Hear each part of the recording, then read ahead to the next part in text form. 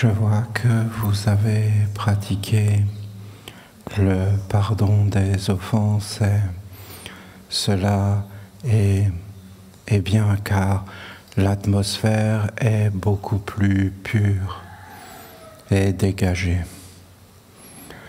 Vous voyez, les humains veulent vivre avec les dieux et ici, dans la vallée de la merveilleuse, il y a Dieu, notre Mère. Mais, en réalité, les humains ne veulent pas forcément vivre avec Dieu. Ils se font une idée de Dieu. D'ailleurs, notre Mère a dit « Ne m'appelez pas Dieu ». Et je comprends, parce que elle veut que nous comprenions que Dieu, c'est le réel, et que tout est réel, et que nous vivons réellement dans un monde réel. Les dieux n'ont pas de problème avec les humains. Et ça ne les dérange pas du tout que les humains vivent leur vie. Si tu te promènes dans la nature et que tu vois une fourmilière, une termitière, les insectes sont capables de faire des constructions tout aussi impressionnantes que les humains. Tu peux voir les fourmis avec des autoroutes à 4 voies, avec des transporteurs de marchandises exactement comme les humains. Les fourmis avaient inventé les transports avant les humains, les routes et toutes ces choses. Et les lucioles avec l'électricité, toutes ces histoires. Les humains n'ont rien fait d'extraordinaire. C'est les humains qui disent qu'ils sont extraordinaires en se regardant dans la glace. En fin de compte, ils cherchent à savoir qui ils sont, mais ils refusent le réel et de regarder les conséquences de tous leurs actes. Est-ce que ça va déranger les dieux que les humains vivent leur vie? Non, pas du tout. Par contre, bien sûr, si les fourmis rentrent dans leur verger à eux, là, il y aura des problèmes. En réalité, il faut juste ne pas s'approcher des dieux. Si tu ne veux pas servir les dieux, ne t'approche pas des dieux. Et si tu veux servir les dieux, alors approche-toi des dieux. Mais comprends bien que les dieux ont des exigences. Et la Mère, d'ailleurs, nous a parlé de ces exigences. Et je ne vous dis pas tout ce que je vois à son contact, parce que c'est tellement déconcertant. Nous ne vivons pas dans les lois de notre Mère. Et je peux tout à fait le comprendre et l'accepter. Il faut l'accepter, parce que nous avons eu une éducation. Et une éducation, c'est pas rien, parce qu'une éducation, c'est des yeux, c'est des oreilles, c'est des sens. C'est une façon de vivre sur la terre. Et si tu as d'autres yeux, tu vas regarder les choses d'une toute autre façon. Et en fin de compte, pour s'approcher de la Mère, il faut avoir les yeux de la Mère. Parce que les humains se sont fait des idées de Dieu. Mais ça n'a rien à voir avec ce qu'il est réellement ou ce qu'elle est. Et il y a une transformation. Et c'est pourquoi c'est parfait. Parce que vous avez nettoyé l'atmosphère et que nous allons nous approcher de notre Père Michael et que nous ne pouvons pas nous approcher de Dieu parce que Michael, voilà, c'est Dieu. Mais moi, j'utilise le mot Dieu pour éveiller. Mais je comprends que ça peut endormir. Parce que le feu est un être sublime. Mais une simple flamme, hein? Le soleil. Non, mais qui peut parler du soleil? Qui peut comprendre le soleil? Personne, aucun homme ne peut comprendre le soleil. Aucun homme sur la terre. Ce n'est que mensonge. Ah, je comprends tout, je maîtrise tout. Mais c'est une grande illusion. Très, très grande illusion. Ce n'est pas possible. Comment tu peux comprendre? Ici, c'est le pays des oranges. Comment tu peux comprendre les oranges? Qui peut comprendre les oranges? Comment cet arbre, avec de la terre et de l'eau, et le feu et l'air, est capable d'engendrer ce fruit, qui est comme le soleil, et qui donne un jus à l'intérieur? D'où vient ce jus? Comment il a fait pour faire ça? L'homme sait faire ça? Non. Non. Non. L'homme ne sait pas faire ça. Aucun homme ne sait faire ça. Ce sont comme des êtres qui ont été là et qui profitent de ça. Mais c'est comme un don d'amour pour l'homme et pour les animaux aussi, pour la vie. Les végétaux sont assez incroyables et exceptionnels. Alors il est bien de dégager les atmosphères. Parce que tu comprends, tu t'approches de la mer.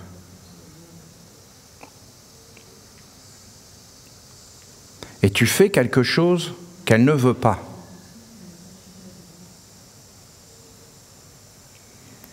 Et comment elle peut faire? Tu l'as fait. On ne peut pas l'enlever. C'est là. Ben, ce que fait la mer, c'est qu'elle le met de côté. Elle le stocke. Admettons qu'elle t'aime. Eh bien, elle ne peut pas enlever ce que tu fais. Et si tu le refais, ben ça s'accumule. Mais elle ne peut rien en faire. Et donc, ça reste là. Le mieux qu'on peut faire, c'est essayer de le cacher, de le mettre de côté. Mais ça va augmenter. Donc, à un moment donné, tu perds le contrôle. Tu perds des choses. Il y a des choses qu'on peut faire, il y a des choses qu'on ne peut pas faire. Il y a des choses qui portent chance, il y a des choses qui ne portent pas chance. Est-ce qu'on va te juger? Non, je vous dis. Est-ce que nous, les humains, nous allons juger les fourmilières? Non. Non. Mais les fourmilières sont conformes. Mais si une fourmilière n'est pas conforme et qu'elle commence à s'approcher du monde des hommes, je peux vous garantir qu'elle ne va pas faire long feu, hein.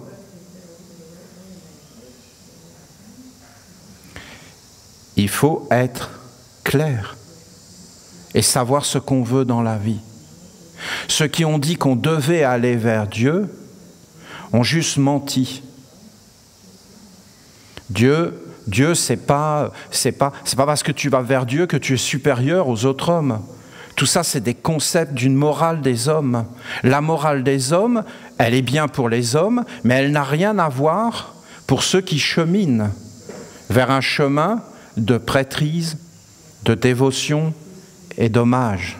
Tu n'es pas obligé. Si Dieu avait voulu, Dieu, l'intelligence supérieure, omniprésente, si Dieu avait voulu que les hommes soient tous des dévots, tous les hommes auraient été des dévots. Si Dieu avait voulu que tous les hommes soient dans une sorte de perfection morale, que lui aurait décidé, tous les hommes seraient dans cette perfection morale. Mais Dieu a fait le monde dans la perfection. Et c'est subtil, délicat. Et ça nécessite tout un apprentissage pour arriver à comprendre la sagesse immortelle, éternelle. Mais les humains ne sont plus là-dedans. Et ici, c'est une ville pour Dieu, la mer. Pour Dieu, la mer. Je vous dis, ne croyez pas que c'est si facile de s'approcher de Dieu, la mer. Et croyez pas que les choses se font toutes seules. Si les choses se faisaient toutes seules, tout le monde serait avec Dieu, la mer. Et ne croyez pas que les humains veulent aller vers Dieu, la mer, ou Dieu le Père, ou même vers Dieu. Faites la différence entre un être digne, noble, posé, stable, courageux, sans peur, déterminé, éveillé, bien préparé, donc conscient, humble. Il n'y a que ceux qui ne sont pas humbles qui ne se préparent pas. Par exemple, ils ne se préparent pas à mourir. C'est de l'orgueil. Ne pas se préparer à mourir, c'est de l'orgueil. C'est penser que tu es un fils de Dieu, que tu n'as rien à faire, que tout est fait pour toi, que tu vas être pris en charge. C'est de l'orgueil. Être humble, c'est se préparer. Être humble, c'est travailler sur soi. Être humble, c'est se connaître. Être humble, en fin de compte, c'est être respectueux. Vous pensez réellement que les humains qui parlent de Dieu veulent aller vers Dieu dans la dignité, l'honneur, sans peur, soient libres de peur? Ou est-ce qu'ils vont vers Dieu comme la lâcheté, l'avidité, la peur, la soumission stérile, l'abandon de tout, le néant, la non-existence, la non-acceptation de la volonté divine? Regardez toutes ces choses. Et en réalité, ce chemin n'est pas le chemin de la lumière. Le chemin de la lumière, c'est dans la dignité, c'est l'humilité, c'est le savoir, c'est toutes ces choses.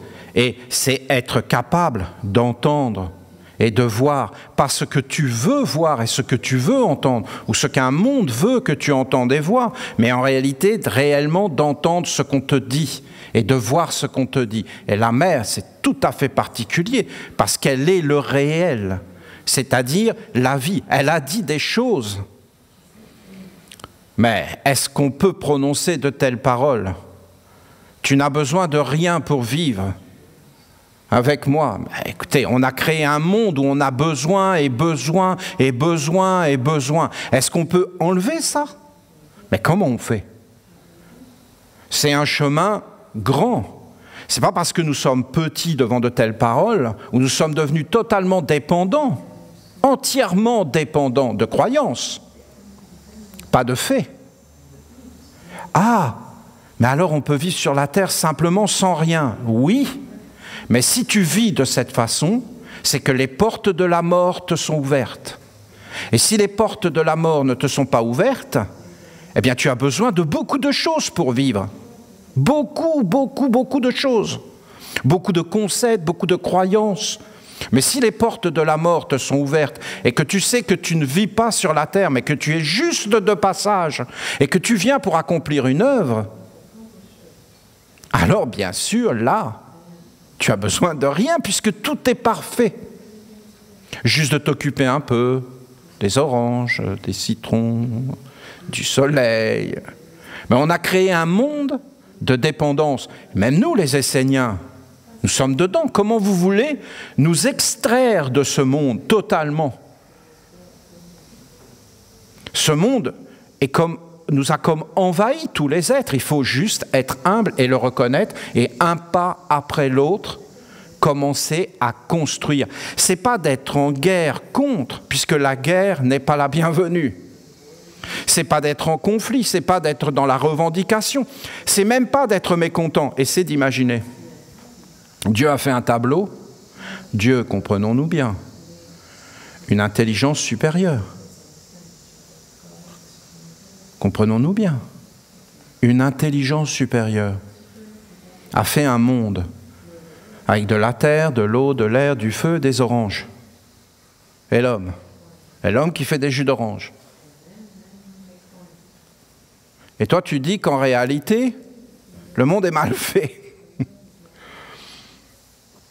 Qu'est-ce que va te dire Dieu? Ben, fais-en un autre, toi.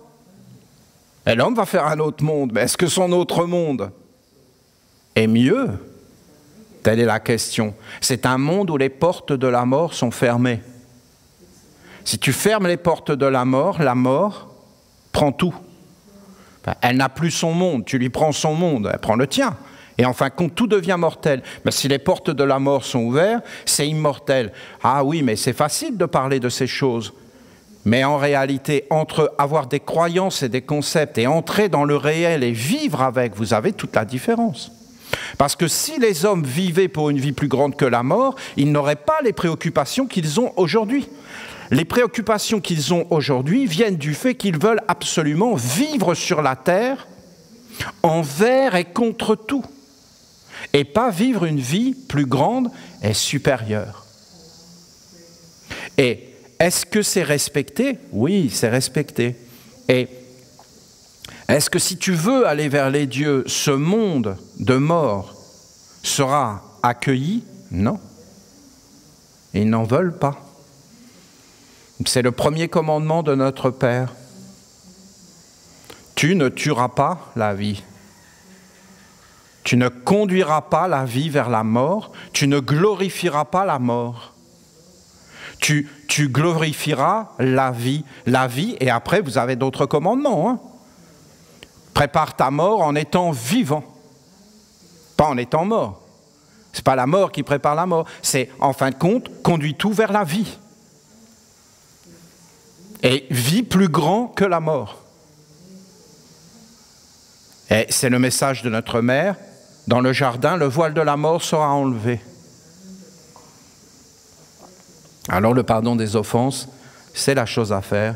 Et même, je pense, devant notre Père Michael, pendant la célébration, c'est la chose à faire. C'est de nous incliner. C'est de nous mettre sur le sol et de nous laver et de nous éveiller et d'entrer dans une grande honnêteté à l'intérieur. Parce que vous comprenez, ça ne regarde personne. Parce que c'est la liberté absolue de l'individualité dans le domaine du privé. Et ce que fait une autre personne ne te regarde pas. Et regarde personne en réalité. Parce que tu n'as pas à juger personne. Parce que c'est extraordinairement complexe. Donc il faut avancer dans l'amour, tout doucement. Et ça ne veut pas dire qu'on doit se braquer. Ça ne veut pas dire qu'on doit condamner. Ça veut dire qu'on doit être patient, qu'on doit toujours revenir vers la grandeur, vers la prière. Et maintenant nous avons, parce que, il faut que je vous dise, j'ai jamais imaginé voir des choses pareilles. Moi personnellement, j'ai pas imaginé voir ce que je vois aujourd'hui. Non, j'ai pas imaginé. Parce que tu peux être avec un ange, mais c'est un ange. Tu peux être avec un archange. Bon, ben là, voilà. C'est un archange. Qu'est-ce que tu vois? Ben, tu vois la beauté, tu vois la splendeur. Enfin, si tu vas avec un ange, tu vois ce qui est.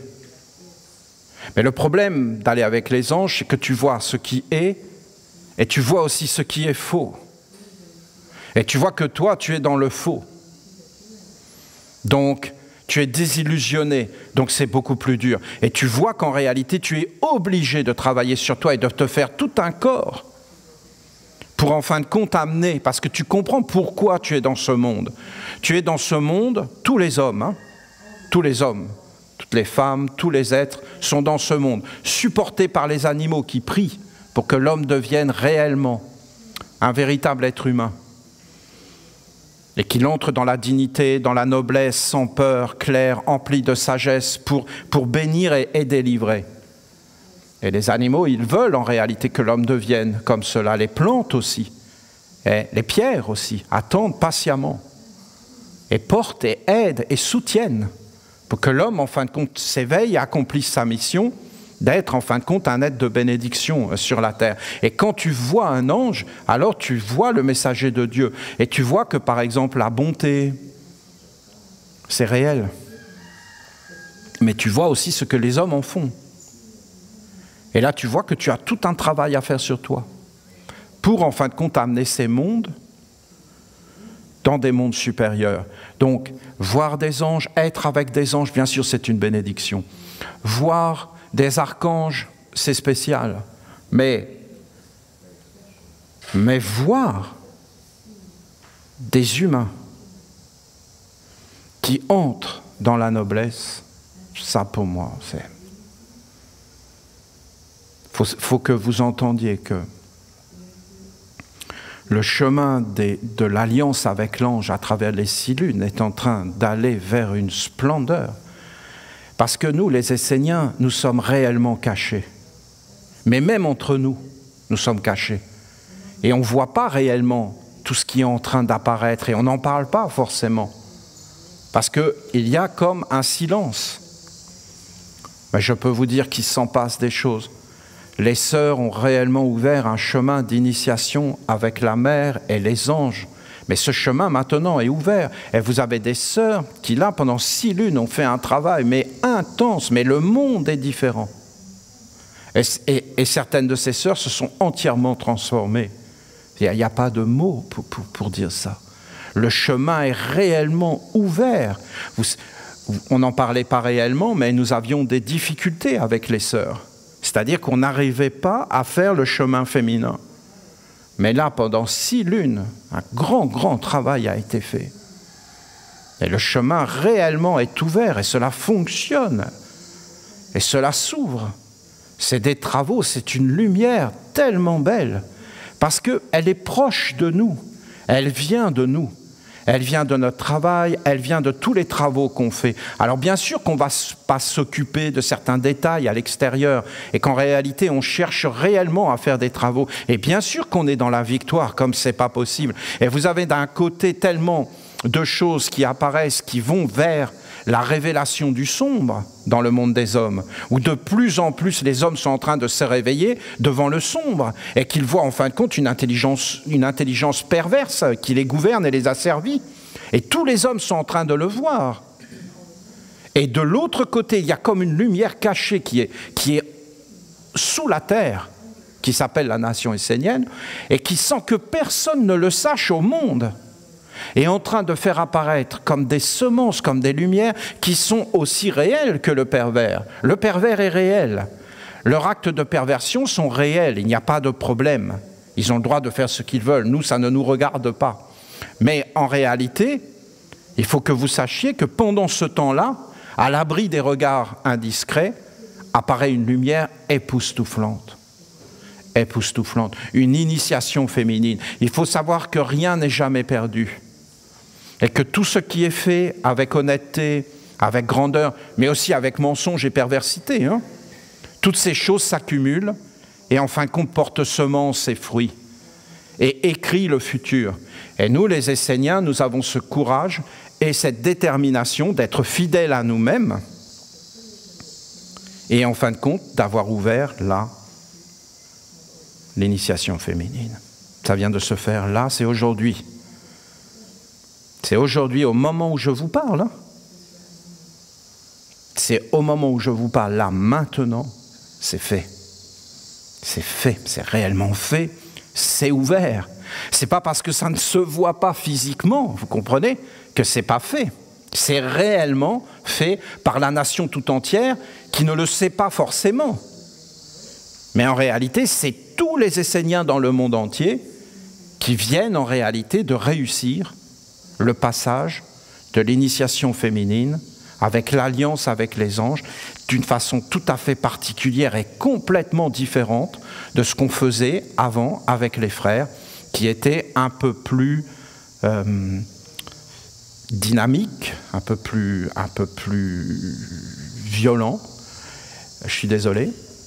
Et là, c'est un chemin autre et on a vu tous les résultats bénéfiques. Et si vous voulez vraiment comprendre ce que je vous dis, alors réécoutez peut-être d'anciennes conférences que je vous faisais il y a 10 ans, où je disais, voilà, l'initiation féminine, nous n'y arrivons pas, nous n'arrivons pas à l'initiation féminine, nous n'arrivons pas à l'initiation féminine. Vous pouvez m'écouter parler et vous allez voir la grande honnêteté. Qu'en réalité, nous n'y arrivions pas, et nous le disions, nous n'y arrivons pas, et nous ne savions pas, et nous ne savons pas comment faire, et maintenant, voilà, nous y sommes arrivés. Vous vous rendez compte comme c'est beau? Pour moi, c'est beau. C'est plus beau que de voir les archanges. Bon, ils ne vont pas aimer que je dise ça, mais c'est ce que je vous dis. Parce que les archanges, c'est un monde supérieur. Mais quand c'est au milieu de nous, parmi nous, ben c'est meilleur. Parce qu'en réalité, c'est nous. Le temple de l'amour qui est en train de sortir de la colline. Et j'ai aucun mot pour décrire ce qui se passe là-bas. Aucun mot. Je ne peux pas vous dire, c'est une splendeur. J'y étais hier en train de prier. Il y avait les animaux qui étaient dans la bénédiction, qui bénissent les Esséniens, et qui, en fin de compte, apportent toute leur force, tout leur pouvoir aux Esséniens, tous les secrets, tout est ouvert. Ce temple de l'amour, c'est un temple de la grande magie, de l'amour, comprenez bien, hein, c'est l'amour des archanges, qui est le grand amour qu'ils nous ont donné à travers la Bible et à travers leurs commandements. Plus de guerre, mais quel plus grand amour que celui-là? Plus de guerre, plus de contre-vertu. Mais quel plus grand amour que de dire plus de contre-vertu? Plus de guerre, plus de contre-vertu, plus de peur. Et votre mère, que votre mère soit un exemple et une orientation. Que votre maman soit un exemple de comment vous devez vivre et comment vous devez être. Que Dieu, notre mère, la terre, qui ne veut pas être appelée Dieu, qui veut être appelée maman, pas Dieu. Dieu, ça veut dire qu'il y a une distance. Maman, il n'y a aucune distance. Maman, c'est hop, c'est maman. C'est maman, c'est des bisous, c'est des câlins. Il n'y a pas de distance, il n'y a pas de rejet.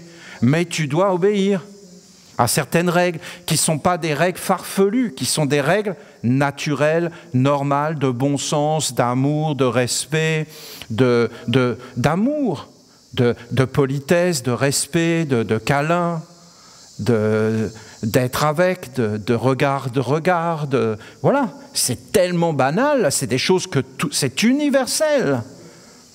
C'est pas... Bien sûr que si on met Dieu, je comprends, j'ai mis Dieu. Mais je veux vous éveiller. C'est tout. Je veux juste vous éveiller. C'est pas moi qui dois être éveillé.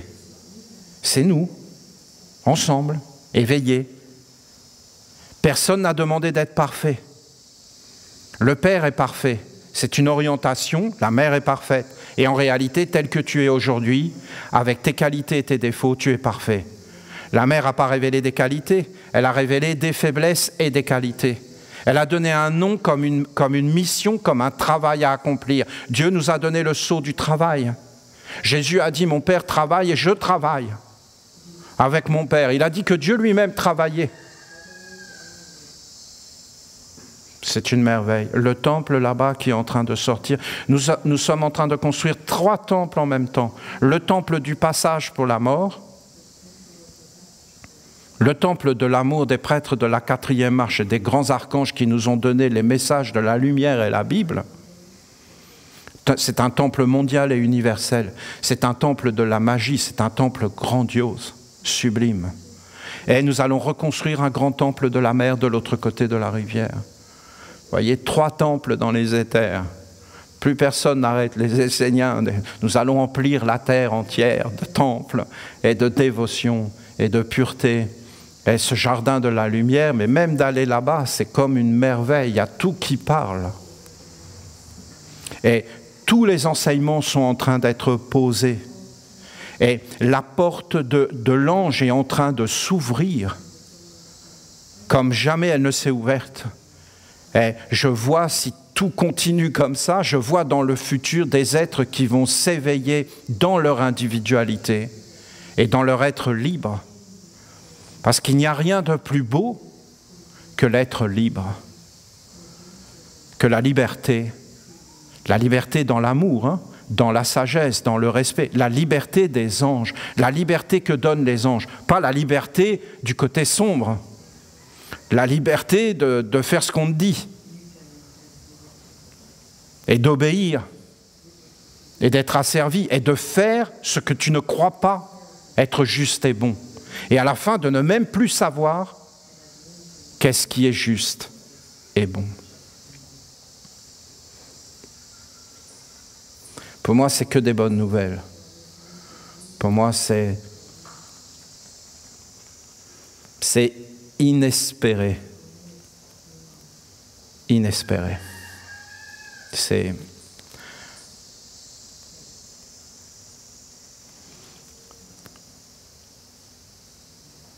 Tout ce qui a été posé comme une invitation est en train de devenir réel. C'était une invitation.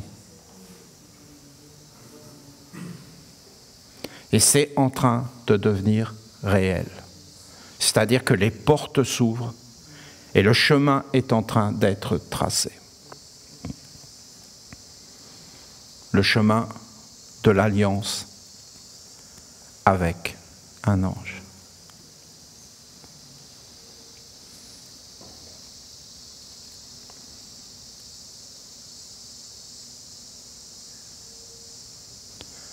Vous me permettez encore de vous dire quelques mots? Alors,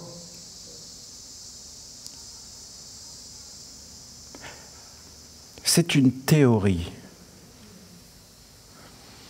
mais ce n'est pas réellement une théorie, c'est un chemin, c'est une vision au sujet du savoir et de la connaissance.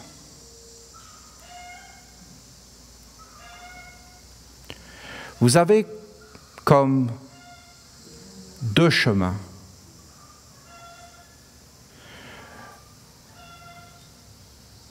Au sujet du savoir. Et nous, les Esséniens, nous sommes fidèles depuis des âges sans âge à notre chemin de l'acquisition du savoir. Et il y a un autre chemin qui n'est pas notre chemin et qui n'est pas notre savoir. Et pour nous, ce chemin est une impasse et ne peut pas amener vers le savoir, mais vers une illusion de savoir. Comment on acquiert le savoir? Et qu'est-ce que le savoir? Mais ça va plus loin que ce que je vous dis là. C'est que je vous dis qu'il y a deux façons d'appréhender le savoir. Il y en a une où, en fin de compte, il n'y a pas l'amour du savoir, de la connaissance. Il y a juste une nécessité. Nécessité fait loi. Et en fin de compte, on te montre la nécessité. Tu dois aller à l'école. Tu dois apprendre à lire, à écrire, et tu dois connaître. Sinon, tu ne pourras pas vivre d'une façon décente dans ce monde. Et c'est toujours une nécessité, une obligation. Le savoir en lui-même n'est pas important. Il est un moyen de vivre. Alors qu'il y a un autre chemin où le savoir est fondamental, non pas comme une nécessité, mais comme un amour de la connaissance, un amour intérieur. Dieu est connaissance, lumière. Et en fin de compte, c'est toute la différence entre un esclave et un être libre. Un être libre, il vit par amour, par conviction, par désir même si vous voulez, du juste, du vrai, du noble. Il ne fait pas les choses parce qu'il doit les faire.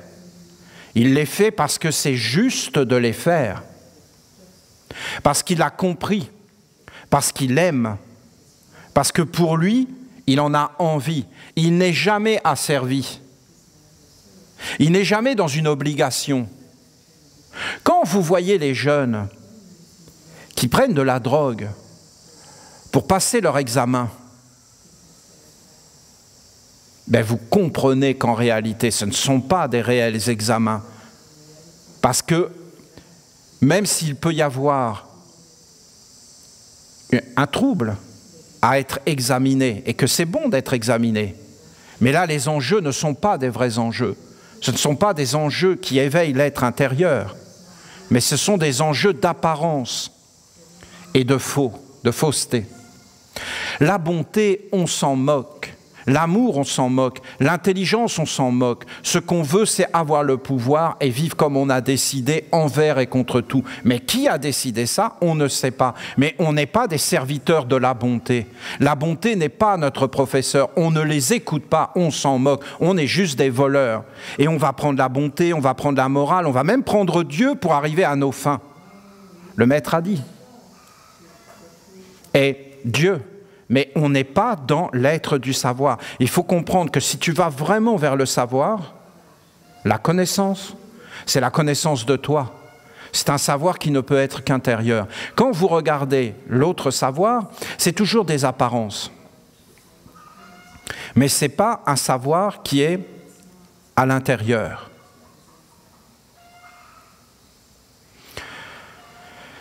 Si tu veux connaître une orange, l'oranger, tu es obligé de le regarder, de te concentrer sur lui, de le faire apparaître, d'avoir une attention. Mais après, à un moment donné, tu vas t'apercevoir que ça s'arrête. Le côté corporel, le côté de la forme, ta forme, la forme de l'orange, la forme du soleil, à un moment donné, ça emprisonne. Et tu ne peux pas sortir. Et ça sépare. Parce que tu vas dire, il y a l'oranger et il y a moi. Et la frontière, c'est la forme, c'est le corps. Donc, si tu veux connaître plus, tu vas être obligé de détruire. Et tu vas rentrer dans l'analyse de la chimie, de toutes ces choses. Pour, en fin de compte, pour essayer de comprendre l'intérieur. Mais tu ne peux pas aller à l'intérieur par le chemin de l'extérieur. Si tu veux, en fin de compte, connaître l'intérieur, c'est-à-dire de quoi on parle, de l'être, parce que qu'est-ce qui vit à l'intérieur? C'est l'être. C'est le principe du cercle. Partout, vous allez voir ce cercle, et toujours, vous allez voir cet intérieur. Et c'est à l'intérieur qu'il y a la vie, jamais à l'extérieur. À l'extérieur, vous avez l'écorce, vous avez la couleur, les apparences, vous avez toute une magie, parce que dans le fond, c'est pas pour rien qu'il y a cette couleur, cette forme, les choses, tout a une intelligence, tout a une utilité. Et donc, en fin de compte, tu ne peux pas connaître. Et si tu veux t'acharner sur ce chemin extérieur, tu vas rentrer dans le côté destructeur, irrespectueux et sombre. Si tu veux réellement connaître, il faut que tu entres à l'intérieur de toi. Ce n'est que le chemin intérieur, mais même pour connaître une orange. Et comment tu vas faire? D'abord, tu regardes avec les yeux et tu écoutes. Donc, tu es bien obligé d'utiliser les instruments. Et quel est l'instrument? L'homme. Tu es l'instrument du savoir. Ça n'a rien à voir avec des règles extérieures, avec des compas extérieurs, avec des machines, avec des ordinateurs. Tu peux avoir des ordinateurs quantiques. Maintenant, ils ont des ordinateurs quantiques. Et alors? C'est toujours à l'extérieur. Tu ne prends pas le vrai instrument, c'est-à-dire l'homme. Tu es un instrument. Et quel instrument? Eh bien, tu as des organes, et ces organes sont des organes de perception. Et après, tu as des yeux, des oreilles, tu as le goût, tu as de sentir, tu as ces choses. Et ces choses sont beaucoup plus profondes, vont de plus en plus fin dans la finesse. Et après, alors comment tu fais? Ben, tu dois utiliser tes sens. Et pour utiliser tes sens, tu dois les affiner. Parce qu'il y a des choses qui détruisent les sens, et il y a des choses qui augmentent les sens. Par exemple, l'électricité détruit les sens.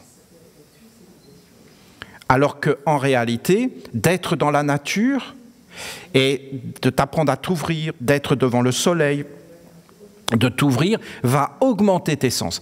Qu'est-ce qui se passe si tu augmentes tes sens? Eh bien, tu vas commencer à avoir des visions et des auditions et des odeurs qui ne sont pas corporelles. Et tu vas t'apercevoir que les yeux sont purs, les oreilles sont pures en elles-mêmes, mais qu'en réalité, ce n'est pas que des yeux. J'ai essayé de vous expliquer avec les cyclopes. Mais qu'en fin de compte, tu n'as pas que 2 yeux, mais tu en as d'autres. Et que tu as des yeux beaucoup plus grands. Et que par exemple, tu as une vision à 365 degrés, que tu as des choses et que tu peux percevoir d'une autre façon. Ces choses ne sont pas les bienvenues dans le monde des hommes. Mais en réalité, si tu commences à aller vers la nature, tu vas voir ces choses. Et en fin de compte, tu vas voir qu'il y a des choses qui peuvent, par exemple, endommager ton œil physique. Mais tu dois t'en préserver. Mais il y a des choses qui peuvent endommager tes yeux, tes oreilles subtiles.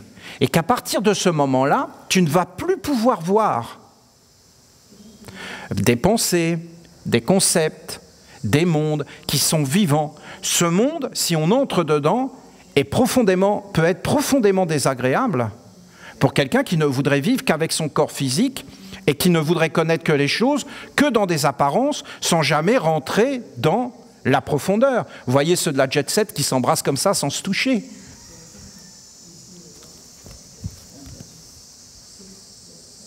Bonjour. Vous voyez bien qu'ils ne veulent pas entrer dans une perception beaucoup plus profonde. Qu'est-ce qu'ils vont voir derrière? Vous voyez bien qu'ils ne veulent pas ouvrir leurs sens. Vous voyez bien qu'ils ne veulent pas ouvrir leurs oreilles. Ils vont se mettre à entendre des choses et à voir des choses qu'ils ne veulent pas entendre ni voir. Ils ne le veulent pas. Donc ils ne veulent pas voir. Donc ils enlèvent ces choses. Ensuite, vous pouvez voir sans les yeux. Et comment on fait? D'abord, il faut se concentrer sur quelque chose et ensuite vous le visualisez.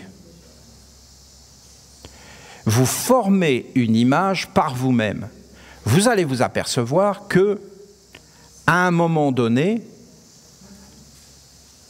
au coucher et au réveil, au moment où l'état de veille et de sommeil sont mélangés, vous pouvez voir, par exemple, si vous êtes concentré sur une orange, vous pouvez réellement voir une orange. Vous la voyez réellement.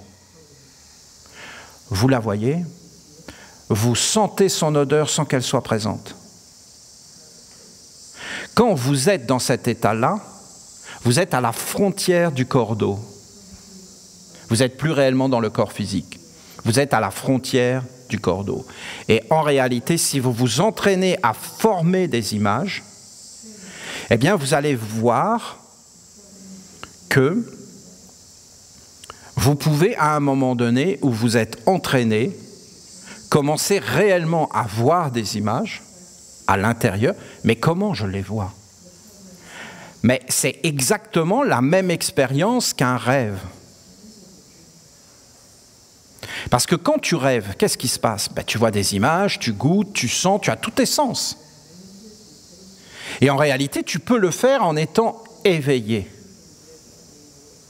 Le problème, c'est que ces êtres qui veulent aller vers un savoir et une maîtrise corporelle nous disent que tout ça, c'est faux. Ils disent, il y a le côté objectif, et il y a le côté subjectif. Il y a le côté diurne et nocturne. Le côté objectif, c'est-à-dire pour eux, dans leur tête,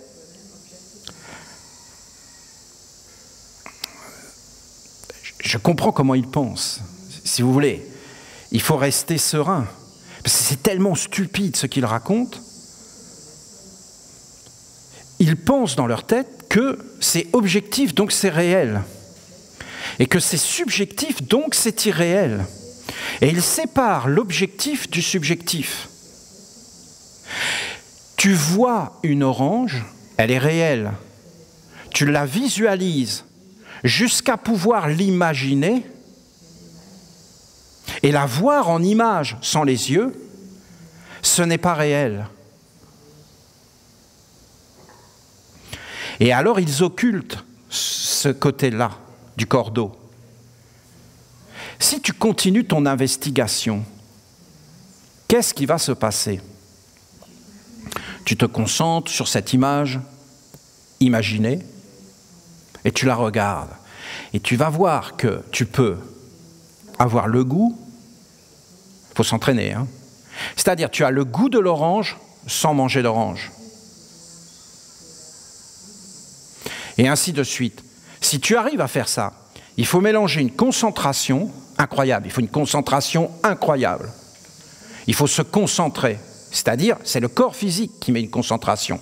Et il faut arriver, en fin de compte, à entrer dans un monde qui est là. Parce qu'en fin de compte, si tu goûtes, tu goûtes. Oui, mais tu reproduis. Bien sûr que tu reproduis. Mais au bout d'un moment, tu vas t'apercevoir que si tu t'entraînes à faire ça, c'est pas que tu reproduis.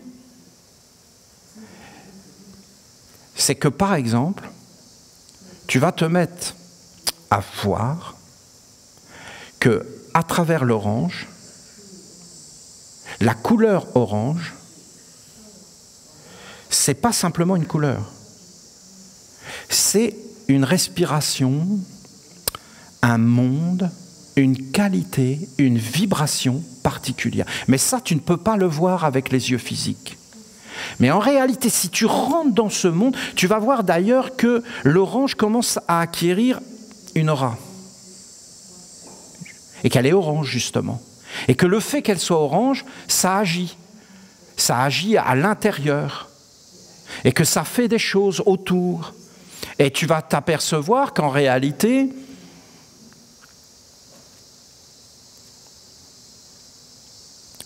tu vas te mettre à avoir comme des sentiments. Tu vas de plus en plus percevoir que derrière cette orange, il y a par exemple une pensée, une volonté, mais une pensée que tu ne peux pas rencontrer avec le corps. Et si tu regardes cette pensée, eh bien tu vas voir que cette pensée, elle est un être réel et que dans le fond, c'est un esprit. Et tu peux rencontrer un esprit. Et que cet esprit, il va commencer à te parler. Alors, on est bien d'accord que pour le monde des hommes, quelqu'un qui ferait ça, il est juste devenu... il est parti. Parce que, pour eux, c'est l'enfer, ce que je suis en train de dire. Vous le sachiez, il ne faut surtout pas faire ce que je dis. Est-ce qu'on peut complètement délirer? Oui, bien sûr. Bien sûr. Si tu n'as pas une bonne éducation, que tu n'es pas bien posé, et d'ailleurs c'est ce qu'ils font, hein, ils délirent complètement. Les types, ils reçoivent un diplôme et ils disent qu'ils sont des savants. Vous comprenez? Comment ils font? Ben, ils y croient. Juste, ils y croient. Et en fin de compte, ils l'imaginent. Et là, ils le visualisent. Ils mettent des diplômes. Ils font des examens, des corps. Et après, ben, ils confèrent. Et quand ils confèrent, comment ils font? Ben, ils le font, en réalité, par des imaginations et des visualisations. Mais ce sont des visualisations et des imaginations qui sont officielles. Il n'y a absolument rien d'objectif dans ce qu'ils font. Tout est absolument subjectif. Ils nourrissent des croyances, des concepts imaginaires, la démocratie, la République, et ainsi de suite. C'est imaginaire. Avant, c'était les catholiques. C'était un rêve. Une croyance vitalisée par des êtres qui y croient sans être éveillés et qui rêvent en étant dans le corps. C'est un rêve éveillé. Le christianisme, c'est un rêve éveillé. La démocratie, c'est un rêve éveillé qui va tourner au cauchemar parce qu'il ne contrôle pas les images. Un oranger, ce n'est pas du tout un rêve éveillé, c'est une réalité. Et en réalité, les hommes mettent leur propre visualisation dessus et voient comment ils peuvent avoir plus d'oranges, le profit et toutes ces choses, et même la commercialisation. Et là, ils imaginent des choses parce que ce sont des esprits qui leur parlent. Mais ce n'est pas l'esprit de l'oranger. Ils ne connaissent pas l'oranger. Ils sont emprisonnés dans un faux savoir et une illusion de savoir. Ils n'arrivent pas à avoir le savoir. Parce que le savoir, en fin de compte, si tu veux l'avoir, il faut avoir des notions à l'intérieur d'éducation et il faut que tes organes soient purs. Si tu continues et que tu continues avec des intentions claires, d'avoir l'union, la fusion, le mariage avec une orange. À un moment donné, tu vas voir un esprit, après tu vas voir un être collectif de mémoire, mais tu vas voir. Hein. C'est-à-dire que tu es vraiment dedans, tu entres dedans. Tu le goûtes, tu le sens, tu le vois. Et à un moment donné, tu vas voir une intelligence en évolution, et à un moment donné, tu vas voir plus grand que la mort. Et tu vas voir une divinité, un messager de Dieu. Et en fin de compte, tu vas entrer en contact avec cet être. Et toi, qui tu seras en réalité un oranger. Tu l'as toujours été. Tu connais ces choses parce que tu l'es. Tu ne peux pas connaître une chose que tu n'es pas. Il faut être. Il faut être ce que tu connais. Et en fin de compte, tu vas voir ces choses, et les deux aspects vont s'unir. Et qu'est-ce que tu vas voir? Bien, on peut l'appeler un ange, et en réalité, qu'est-ce que tu dois faire? Eh bien, quand tu es devant un ange, il faut enlever toutes les imaginations, toutes les pensées, et il faut en réalité être dans un abandon absolu à une intelligence supérieure qui t'emplit. Comment tu sais que c'est une intelligence supérieure? Parce que l'intelligence supérieure va éclairer ta vie dans le réel, jusque dans tes pieds, jusque dans la réalité, et tu vas voir que c'est vrai parce que c'est bon, parce que c'est sage, parce que c'est grand, parce que c'est noble, parce que c'est impersonnel, et c'est ça la terre de lumière. Voilà. Mes chers amis, mes compagnons de route, je vous dis clairement que nous sommes aux portes de la terre de lumière. Je vous dis que le jardin de la lumière qui est de l'autre côté de la rivière, hein, sur l'autre rive, l'au-delà, au-delà de l'eau, de la rivière, l'autre terre, la terre de nos ancêtres, là où il y a Louisette. Au moment où je vous parle, c'est écrit dans la perfection. Hein. C'est de l'autre côté. On va dire où tu vas, de l'autre côté. Tu vas où? Là-bas. Où? De l'autre côté. Ah, tu traverses la rivière? Oui. Je vais sur l'autre rive. Là où il y a qui? Louisette.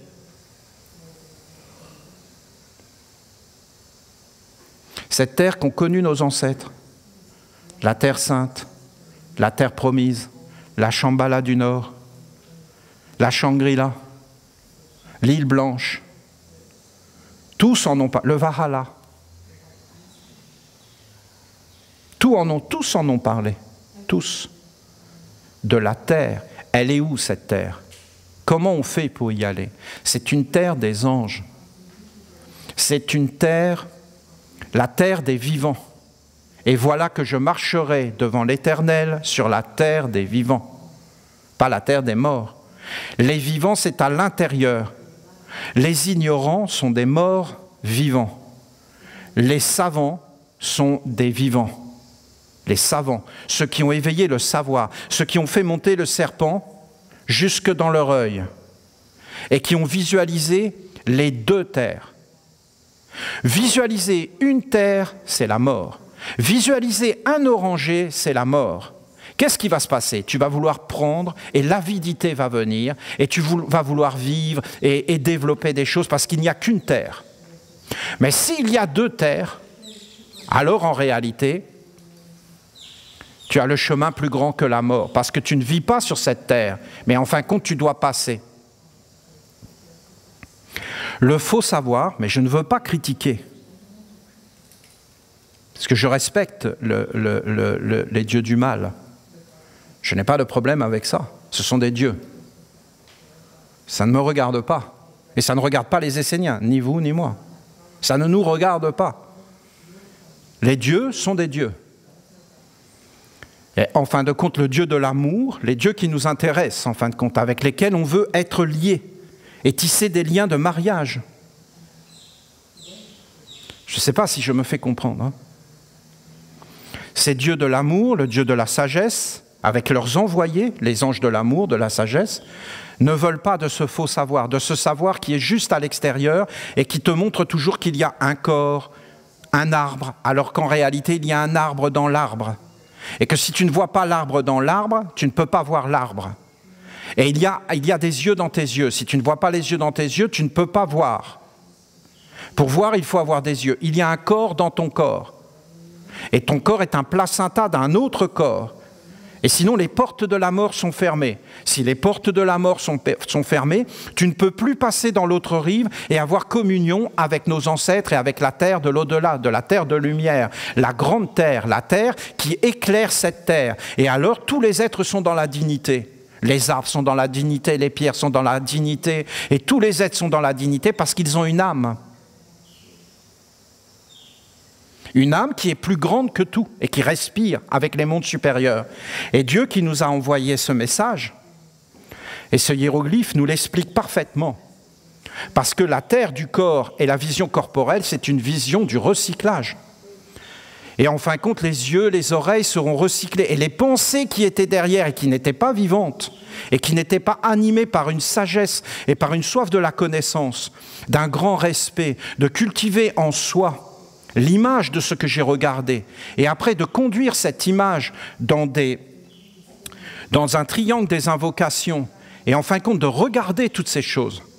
Si tu regardes à l'intérieur de toi toutes les images qui ont été mises, tu vas voir les images du monde des hommes, et derrière il y a des croyances, des visions.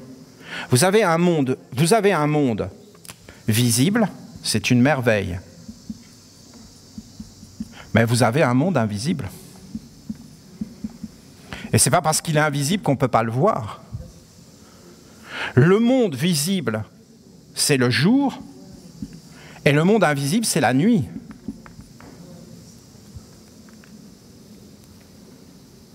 Le jour, la lumière.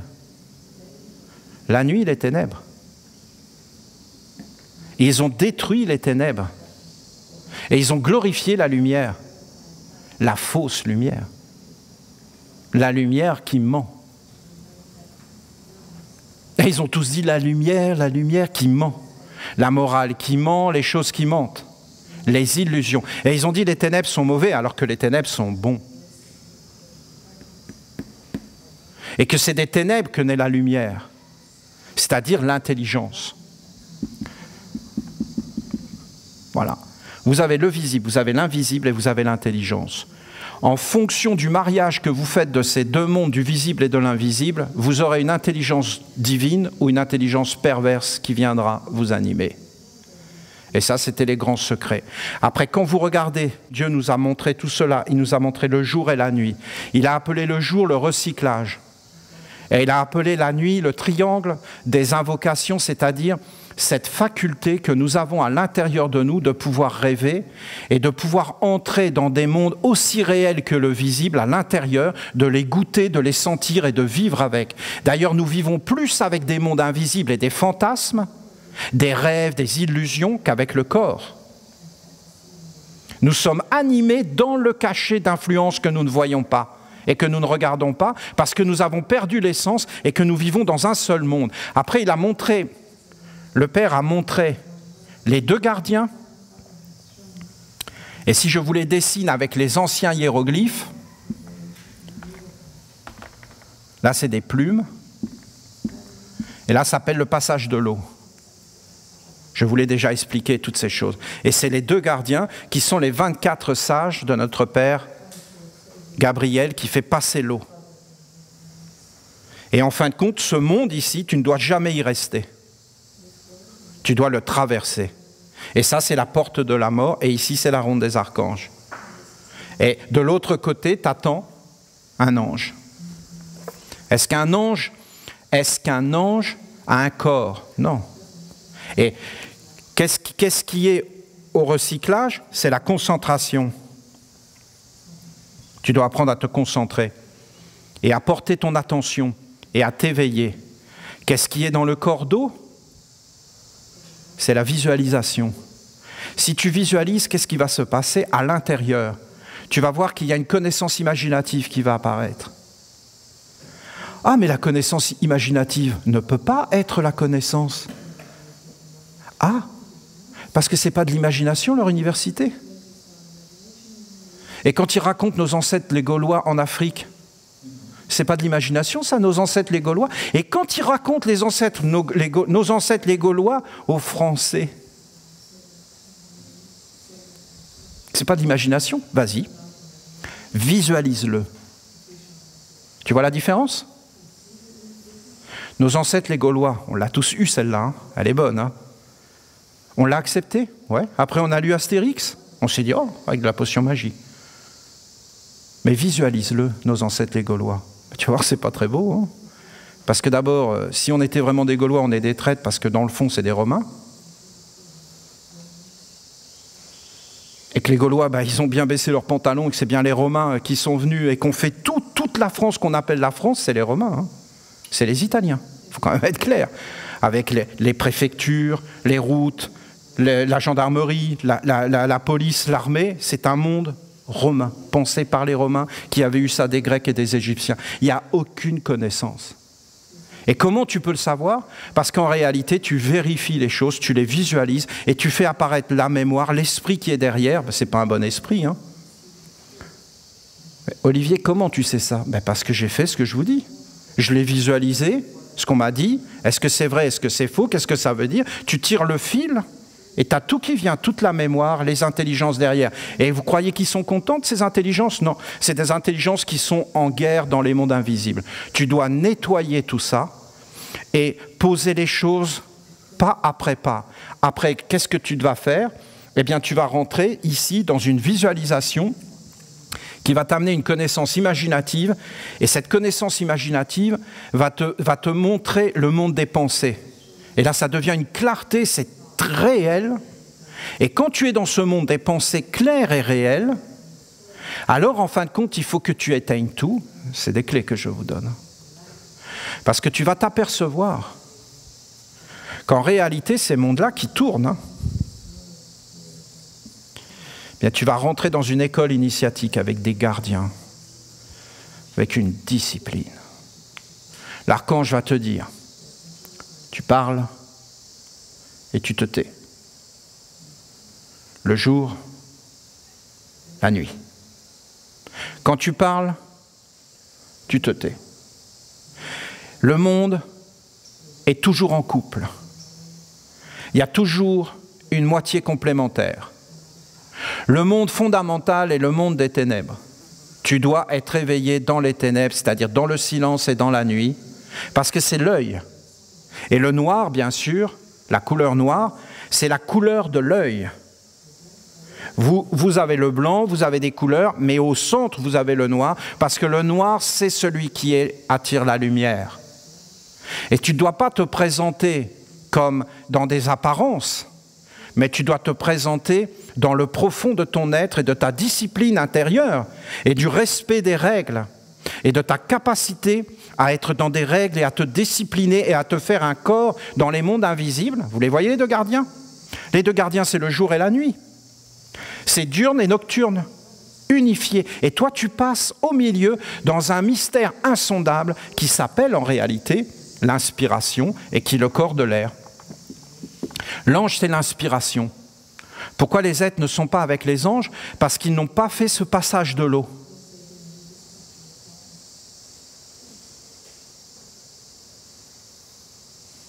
Et après, tu es inspiré, ça se met à te parler. Mais il faut que tu lâches tout. Parce que si tu es un homme formé par les hommes, jamais tu passeras. Il faut que tu sois un essénien dans ces disciplines esséniennes. Et après, c'est des disciplines trop dures, eh bien, qui ne te correspondent pas. Mais il faut que tu sois humble et que tu demandes la protection. Et vous avez tous les enseignements qui sont donnés. Et là, vous avez les 6 lunes.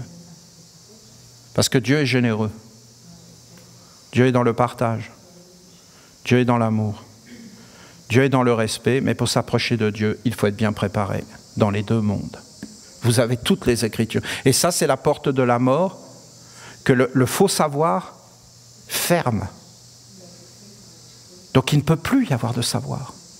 Parce que vous avez un oranger dans le monde du recyclage, mais vous avez un oranger dans la ronde des archanges, dans l'autre terre. Et les oranges n'ont pas le même goût, tout est vivant, tout est empli. Les humains utilisent le savoir, la connaissance, l'intelligence, la lumière. Mais en réalité, nous, les Esséniens, nous savons que la lumière, c'est le savoir, l'intelligence, la connaissance. Nous savons que d'être un savant, d'être un être dans le savoir, c'est être illuminé par un monde supérieur. Ça ne peut pas venir de nous. Nous n'étudions pas pour acquérir le savoir. Nous étudions pour préparer nos organes à devenir capables de recevoir ce qu'un monde supérieur a à nous donner. Et aucun homme n'est intelligent devant Dieu. Et aucun homme ne peut acquérir le savoir par lui-même, s'il ne passe pas par un ange ou par un démon. Parce que les démons ont un savoir. Ils vont t'expliquer comment faire des choses qui ne nous intéressent pas, nous. Mais ils ont le droit d'exister, ça ne nous regarde pas. Mais pas chez nous.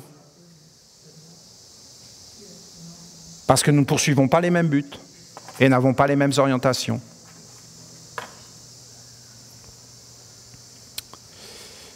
Voilà. Un des buts de la nation, c'est de passer cette eau. Vous le voyez, ce hiéroglyphe ancien de notre grand-mère l'Égypte.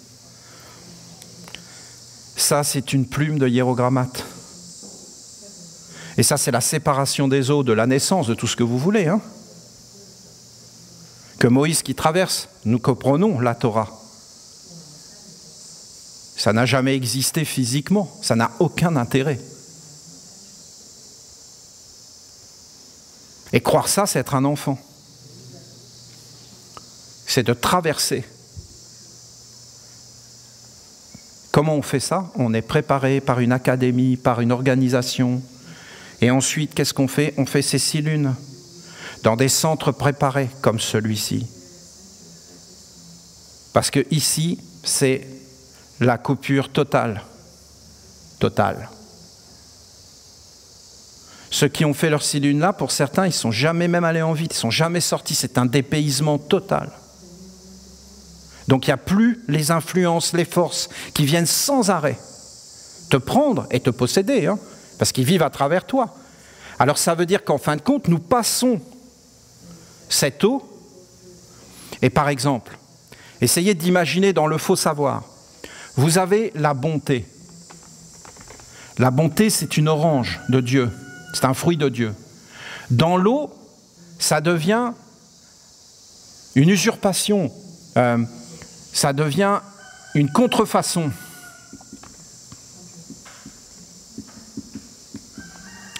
Et ensuite, vous avez la cruauté.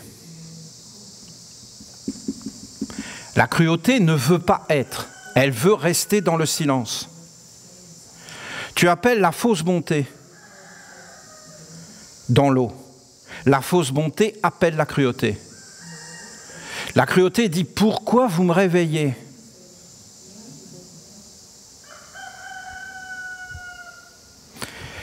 La fausse bonté ferme la porte de la mort et de l'autre terre, la bonté, et prend la suprématie.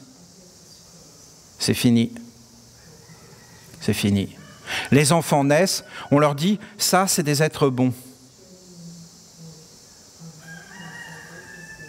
C'est fini.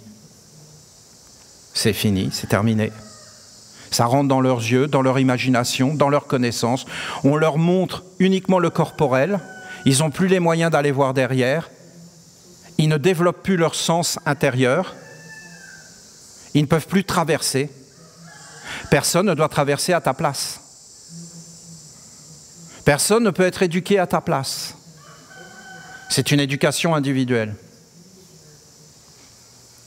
On peut se soutenir, mais à un moment donné, c'est toi, et toi seul. Voilà, vous avez un grand projet. Hein. Je vais finir. Qu'est-ce que nous voulons faire, nous les Esséniens? Nous voulons préparer des êtres qui, du recyclage, seront capables de traverser ces mondes sans se perdre. Je veux exister, je suis quelqu'un d'important, je réussis ce que je fais, mais qui est ce je?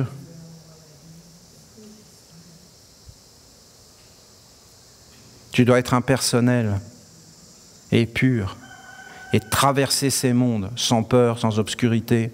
C'était les paroles du maître Donov, sans peur et sans obscurité. Tu dois traverser, te présenter à la porte, rencontrer un ange et être inspiré par lui.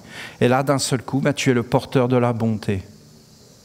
Tu sais ce que c'est que la bonté, même si dans ton corps et dans ta vie, tu ne vas pas être parfait. Mais en réalité, tu as cet être de la bonté. Si tu arrives à le faire descendre jusque dans ton corps, alors cet être vit sur la terre. Aujourd'hui, c'est presque impossible, on est bien d'accord. Parce qu'ils ne le veulent pas, hein, parce qu'ils seront démasqués. Donc nous voulons construire 2 murs ici. Voilà. Et comment on les construit ces murs? La sagesse, la bonté,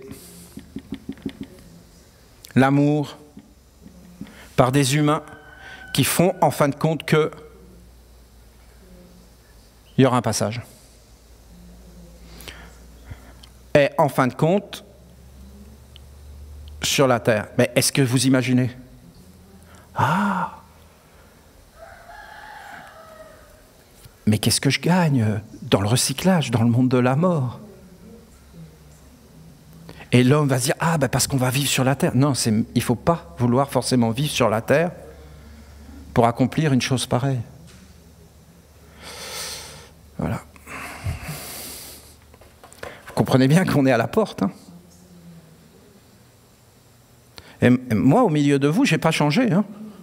Ce que je dis là, je le disais déjà, vous n'avez qu'à écouter.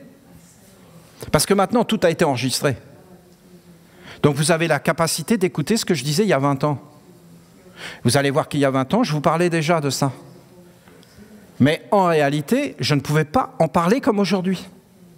Parce qu'aujourd'hui même, aujourd'hui là, dans ce jour-là, aujourd'hui, là, maintenant, pour la première fois, nous avons ouvert le passage des sœurs, des femmes, le passage féminin, d'une femme en bas et d'un ange en haut. Vous vous rendez compte? C'est fait. C'est posé. Et au moment même où je vous parle, en réalité, nous sommes en train de construire le temple des archanges de l'amour au sommet d'une petite colline dans le jardin de la lumière. Pour faire une chose pareille, il faut en réalité ne plus avoir de désir de vivre sur la terre. Et il faut avoir une vision plus grande de la terre de lumière. Mais qu'est-ce que ça veut dire, plus avoir de désir de vivre sur la terre? C'est-à-dire ne plus se projeter dans un futur dans lequel la porte de la mort est fermée. Imaginez que nos jeunes, ils arrivent sur la terre, ils soient éduqués avec les portes de la mort ouvertes. Qu'est-ce que ça veut dire les portes de la mort fermées? Les portes de la mort fermées, ça veut dire que tu vois une orange et tu vois que l'orange. Et qu'est-ce que tu te dis? Ben, je vais manger des oranges. Et après, ben, tu dis c'est bon. Et après, ben, je vais les multiplier pour faire fortune. Et après, ben, je vais mettre des engrais, et puis je vais les améliorer, et puis je vais les faire grossir, et puis je vais les modifier génétiquement, et puis avec cette fortune, je vais commencer à faire de la politique, à servir les êtres et à amener mes idées. Tu es dans une imagination, mon ami. Tu es dans le côté nocturne, mais dans ce côté nocturne, tu n'es pas forcément éveillé, tu ne sais pas qui te gouverne. Et tu veux vivre uniquement dans ton corps comme si tu étais immortel sur la terre.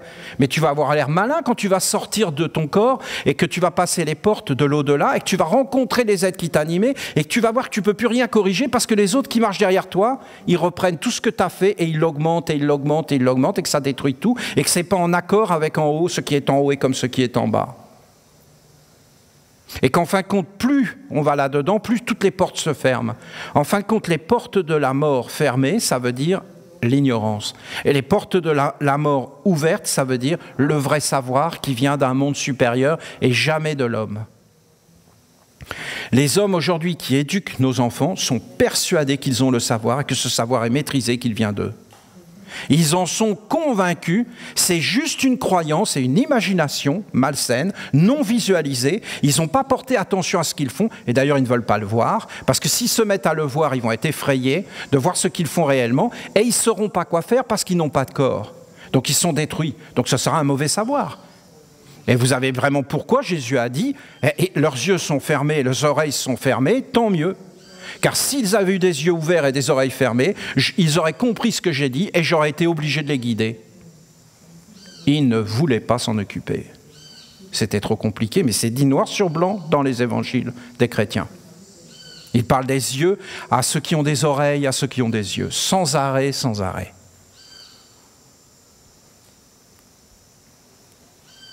Vous avez des mondes du recyclage et vous avez des mondes d'élévation, de grandeur, de noblesse, de splendeur, de pureté. Et après, vous avez la nation essénienne qui a été voulue par les envoyés de Dieu, c'est-à-dire les anges.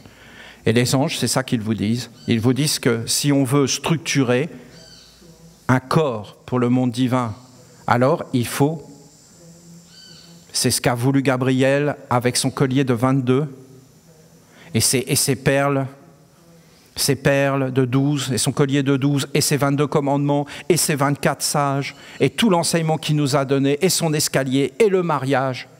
Il a voulu nous montrer des images, des hiéroglyphes d'un monde supérieur, pour voir si nous savions lire, et après écrire. Notre vie, nous, en conscience et savoir. Et il n'y a pas de mots quand vous avez un Essénien qui entre dans la ronde des archanges. Et vous verrez que dans le futur, nous serons bien obligés, pour porter un ange individualisé, d'avoir Phénocilune. Et vous verrez que demain, quand on aura cette terre bien organisée comme une école des mystères, les êtres viendront ici, ils auront été préparés, et quand ils feront leur silune, ils sauront pourquoi ils les font, et en fin de compte, ils s'associeront avec un ange dans des buts bien précis d'une vie beaucoup plus grande que la mort. Et d'amener une bénédiction pour toute l'humanité, toute la terre, et tous les animaux, et ainsi de suite. Je vous remercie grandement. C'est le grand merci du soleil vers vous, car c'est une merveille, ça ne se voit peut-être pas, mais je vous dis que c'est une merveille, c'est un grand jour, c'est une splendeur, c'est un travail, c'est des êtres qui se sont engagés pour vitaliser et ouvrir des chemins. C'est des Esséniens, des Esséniennes, vous comprenez ce que je vous dis ? C'est ensemble.